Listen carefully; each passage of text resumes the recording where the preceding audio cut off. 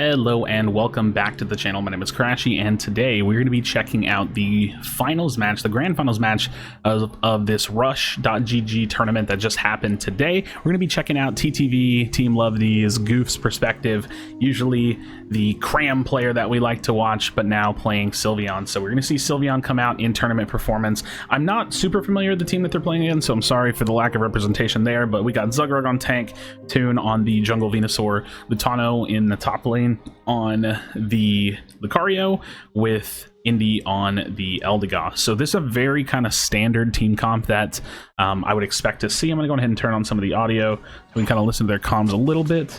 And yeah, we're going to be watching their tri-lane and just kind of seeing how the SYLVEON is being played in this kind of a competitive setting. So as they contest the mid Audino, we do have a bit of a mirror lane, but we have, instead of a tank Snorlax, we have a kind of like tank role Mr. Mime, which is a pretty common thing that we're starting to see in competitive, especially with the tri-lane.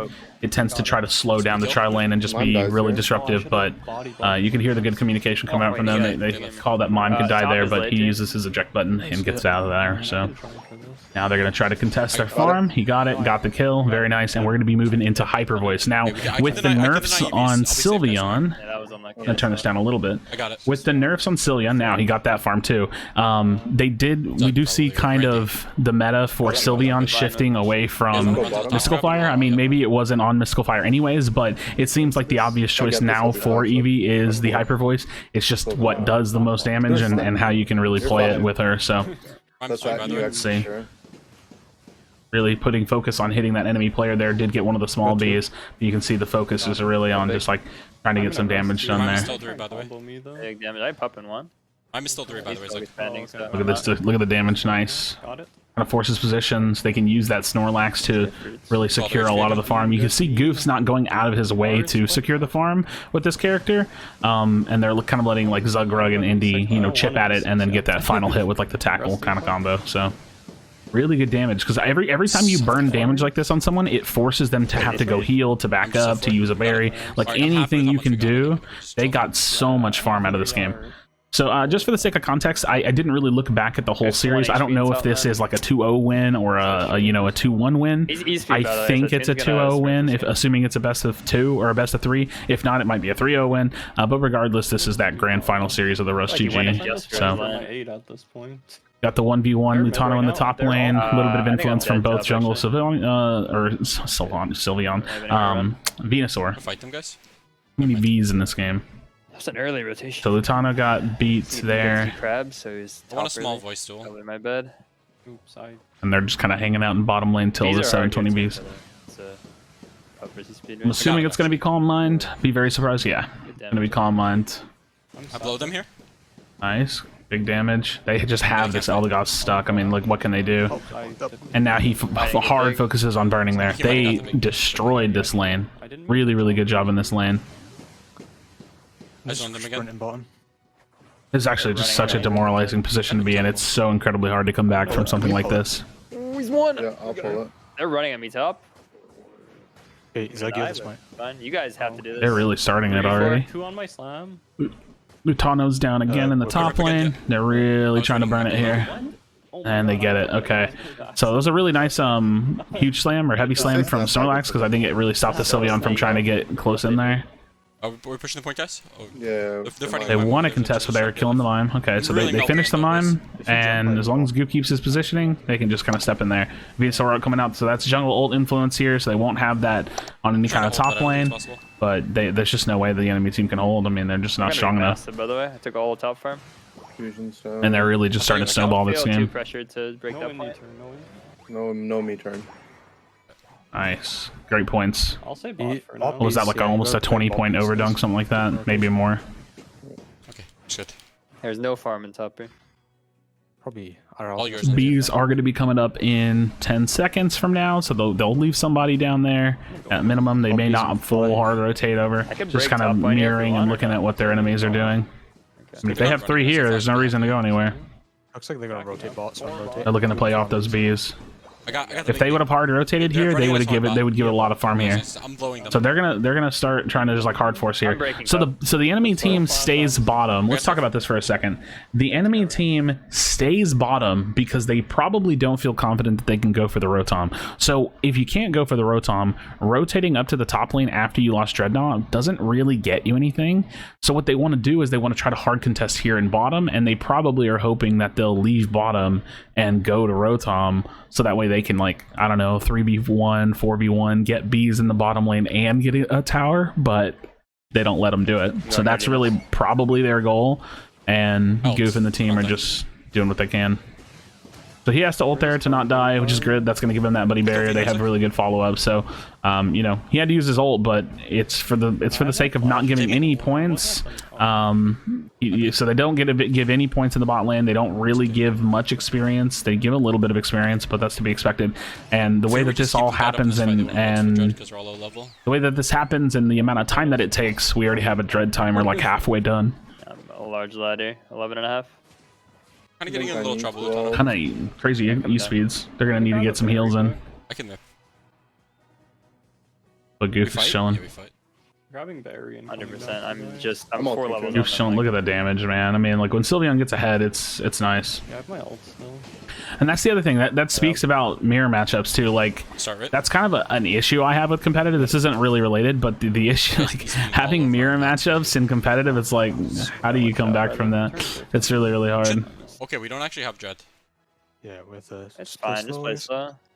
E-speed was a little demoralizing, so they have to kind of take their I'm time, not with you. let people heal up, but they do pick on the Lucario, so Oh, I blasted them. that's great damage just because it's so concentrated and they're able to get a bunch of damage. Mime dies to me. Huge ults. Look at this, just playing that mage style SYLVEON, it's so good. You just chill back and it's like, it's just so hard for them to deal with, you know, like what are they supposed to do? They're playing the same characters, they have to try to find some kind of a winnable situation, but really they're just playing it, incredibly like standard against the enemy team, and they like once they won the laning phase, they've used that laning phase to essentially keep themselves ahead for the entirety of the game just by making smart decisions. And I mean, yeah, like what could they do? Nope. Just need to take their farm like I I'm do. panning to Rotom once a day. I can So see for he's just gonna get some buffs because why not? Free experience. His teammates are strong, so the thing about this is that like even if they fight, they're probably still gonna win it, even if Goof isn't there right away. They're trying to commit to a fight here. I got Because 50 in bottom. you know they have a huge lead. They have like a 2-level lead on most of They're them. running at me out of this, so I'm gonna need an escort. So I'll run to you, Lieutenant. they get Lucario. Down to you, tunnel. You can hear him say like they're gonna kill me. Like I might need an escort. So he gets his teammates to turn around. Now they can turn on the fight. Blasted him. It's just like consistent bait, just at one after another. Rotom is actually a good objective here. I can run top. I can go bottom. I hold bot for now. You. Zug is holding bot. I can I'm hold warding. Really interesting. But You have heal on I'm with you for now, Zach. They're all all the running at me, Gus. Zach. My brain's not remembering the name of the ability for whatever reason, so I'm gonna look it up. I mean, sorry. But I didn't think that Indy would use Pollen Puff. I can rotate. They're coming to you. I expected Leaf Tornado regardless. Yeah. Onto me. They ulted me. This is fine. I'm not gonna ult back. So Indy dies. He doesn't have, like he said, he was like, whatever, they ult, like I don't care. Like they're not gonna have an ult there. It's illegal. So like having Indy make the decision to just die there is fine. And as long as his teammates know that he's dead and they don't do anything risky, it's fine, you know? So the Rotom does score in, so you see that Toon is just going to go cap on it, because why not? That's a free 50. It's nothing they can do. 10 seconds left. The worst thing that could probably happen here is if Toon dies. But he does have Lutano. You know, they'll probably call if they need some help. Oh my god, This is a little sus of a position, but it is Venusaur. They're all ultings in. You can see Indy using the ult there just to keep him alive, most likely. And again, they're strong, so they can like keep moving around and do what they need to do.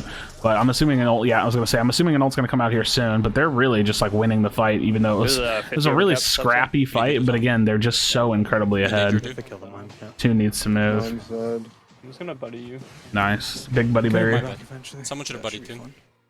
Yeah, I was like. I trolled too. I'm not in the best position here.